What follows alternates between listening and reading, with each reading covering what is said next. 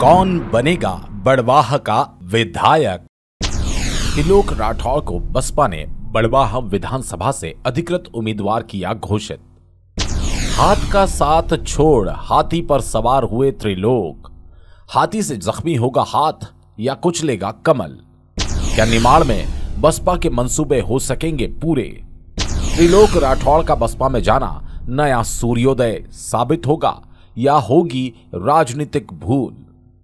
विधानसभा क्षेत्र में अब कांग्रेस और भाजपा के साथ बसपा ने भी ताल ठोककर एंट्री मार ली।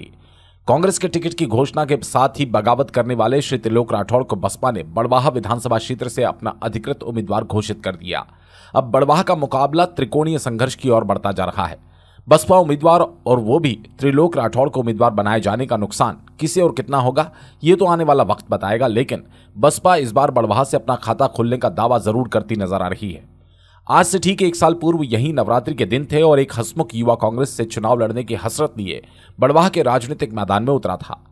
आजाद हिंदुस्तान लाइव पर प्रसारित प्रथम साक्षात्कार में भी श्री त्रिलोक राठौर ने राजनीति में आने का कारण उनके दिल में अपनी जन्मभूमि एवं कर्मभूमि बड़वाह विधानसभा क्षेत्र का विकास करने की तीव्र भावना को निरूपित किया था। अपनी मिलनसारिता, कुछ कर दिखाने की तमन्ना और विधानसभा चुनाव लड़ने के लिए कांग्रेस के साथ ही आम मतदाताओं में पैठ बनाने के लक्ष्य की ओर अपनी उदार छवि के सहारे त्रिलोक राठौर लोकप्रियता की निरंतर पगडंडी चढ़ते गए।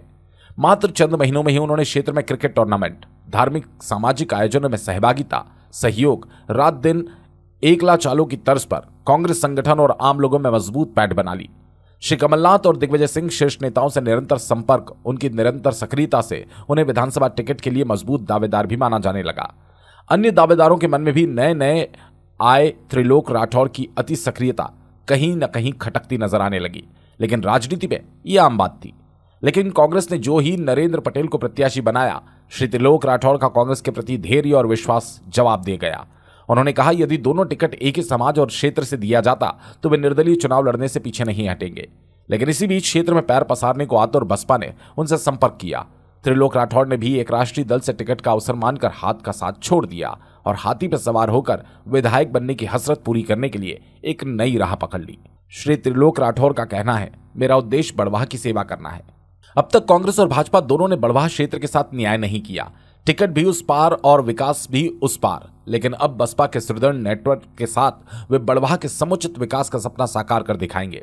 इसमें कोई दो राय नहीं कि त्रिलोक राठौर ने बहुत कम समय में क्षेत्र में अपनी लोकप्रियता हासिल की। अब वो उनकी सक्रियता से मिली हो या उदारता की वजह से, ये अपनी अपनी सोच हो सकती है। लोगों का मानना है यदि वे निर्दलीय लड़ते हैं तो अधिक समर्थन हासिल करते, लेकिन उनका मानना है कि बसपा के कार्यकर्ता गांव गांव में है, उनका साथ मिलेगा तो लड़ाई आसान होगी। अब देखना यह है कि त्रिलोक राठौर अपनी लोकप्रियता को वोटों में कितना परिवर्तित कर पाते हैं।